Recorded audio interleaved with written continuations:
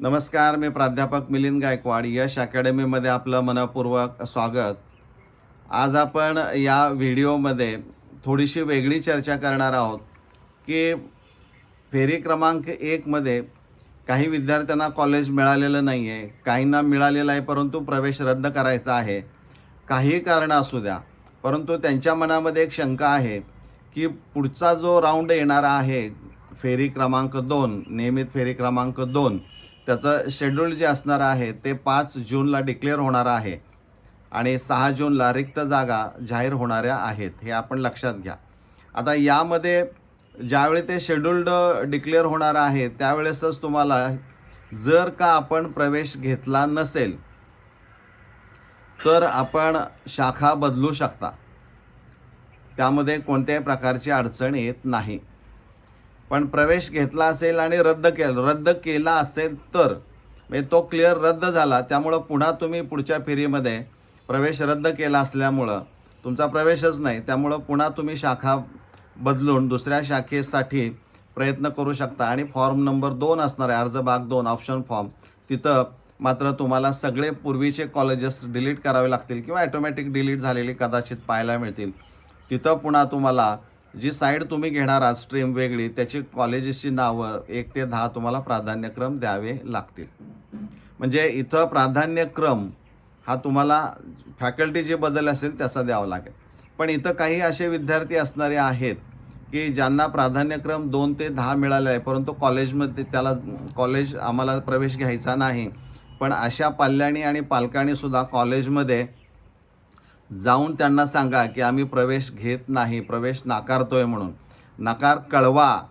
बरेच जण म्हणतात काय होतंय त्याला, असं करू नका. नकार कळवा, फोनवरनं कळवा किंवा समक्ष जवळ कॉलेज असेल तर त्यांना कळवा की आम्ही अर्ज म्हणजे ॲडमिशन घेत नाही. लक्षात घ्या, त्यांना इन्फॉर्म करणं एक जबाबदार नागरिक म्हणून आपलं कर्तव्य असणारं आहे. त्याला काय होतंय असं म्हणू नका. म्हणजे इथं नकार कळवणं गरजेचं आहे. आणि मग तुम्हाला असं वाटतंय की पुढची जी फेरी असणार आहे त्यामध्ये मी आहे तसाच प्राधान्यक्रम ठेवू का पुन्हा मला बदलता येईल, तर तुम्हाला प्राधान्यक्रम बदलायला पूर्ण अधिकार आहे. तो तुमचा चॉईस असणार आहे. पसंतीक्रम तुमचा आहे, त्यामुळं तो क्रम कसा ठेवायचा तो तुम्ही ठरवायचा आहे. तुम्हाला कुणी असं म्हणणार नाही असं का केलं म्हणून. तो ठेवा किंवा बदला. पण हे करत असताना तुम्ही ज्यावेळी प्राधान्यक्रम ठरवता त्यावेळी 1 नंबरचं कॉलेज, त्याचा कट ऑफ आणि तिथं असणाऱ्या रिक्त जागा यांचा मेळ बसतोय का आणि तुमचे असणारे मार्क्स यांचा मेळ बसतोय का हे बघणं खूप गरजेचं असणार आहे. आणि हे तुम्हाला कट ऑफ लिस्टमध्ये आणि व्हॅकन्सी लिस्टमध्ये पाहायला मिळेल. पण हल्ली त्यांनी कट ऑफ लिस्ट आणि कट ऑफ लिस्ट जी आहे सध्या ती एक्सेलमध्ये आहे. त्यामुळं तुम्हाला कुठल्या तरी एखाद्या नेट कॅफेमध्ये जाऊनच ते बघावं लागणार आहे, कारण त्याची 8-9 शीट्स असणार आहेत. त्यामध्ये कुठं तुमचं स्ट्रीम असणार आहे कॉलेज निवडलेलं ते शोधायचं. तर तिथं त्यांच्याकडे गेलं तर ते लवकर ते काम होऊ शकेल. त्यामुळं वेळ खाऊ थोडंसं असणार आहे. आणि व्हॅकन्सी लिस्ट जी असणारी आहे ती 6 जूनला डिक्लेअर होणारी आहे दुसऱ्या फेरीसाठी. त्यामुळं तुम्हाला 6 जूनपर्यंत वाट पाहावी लागणारी आहे. सेकंड राऊंडमध्ये जर तुम्ही जाणार असाल, ऑनलाईन संमती देणार असाल, तर तुम्हाला कट ऑफ लिस्ट आता बघू शकता, परंतु व्हॅकन्सी लिस्ट जाहीर होणारी आहे ती 6 जूनला.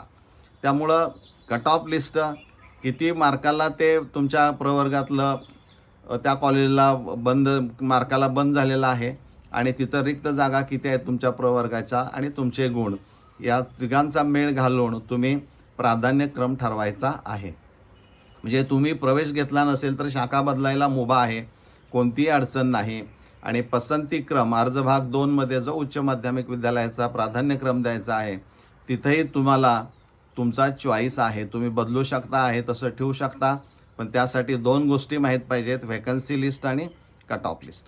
तर याही बाबतीमध्ये आपणाला शंका ज्या आपल्या आहेत त्या अनुषंगानं हा व्हिडिओ काढणं मला गरजेचं वाटलं म्हणून हा व्हिडिओ काढलेला आहे. आपण इथं थांबूया. धन्यवाद.